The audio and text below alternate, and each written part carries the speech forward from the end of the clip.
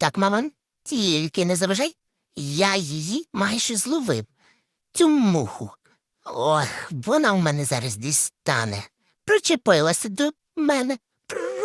Ой, Корьоха, я навіть не замітив, що ти там стояла. От ти мене навлякала. Ох, аж серце в п'ятки скочило. Да, ти теж в шоці від нашого такого близького знайомства? Сьо, заспокойся. Не буду я більше на тебе пригати. Це випадково в мене вийшло. Ох, стрес ранковий. Ну нічого, ми зараз щось вигадаємо.